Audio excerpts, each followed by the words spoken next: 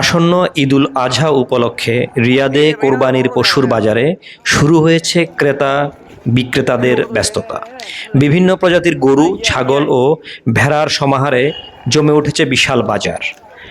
প্রতিদিন সকালে বাজারে ভিড় করছেন স্থানীয় নাগরিক ও প্রবাসী মুসল্লিরা।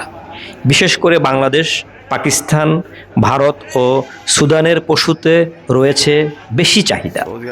পশুর দামের ক্ষেত্রে কিছুটা বাড়তি চাপ থাকলেও বিক্রেতারা বলছেন এবার স্বাস্থ্যবান ও ভালো মানের পশুর সরবরাহ ভালো।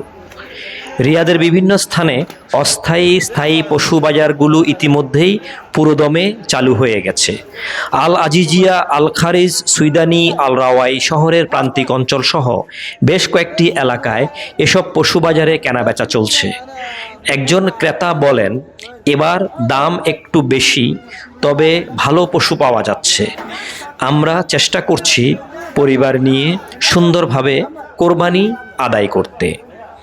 সৌদি সরকার পশু বাজারে নিরাপত্তা ও স্বাস্থ্যবিধি নিশ্চিত করতে নজরদারি বাড়িয়েছেন। পশুদের মেডিকেল চেকআপ, পরিবহনে স্বাস্থ্য নিরাপত্তার দিকেও বিশেষ গুরুত্ব দেওয়া হচ্ছে। এছাড়াও পশুর জবাই, পরিবহন ও সংরক্ষণে ইসলামী শরিয়া অনুসরণ ও পরিচ্ছন্নতার বিষয়েও বিশেষ নির্দেশনা দেয়া হচ্ছে।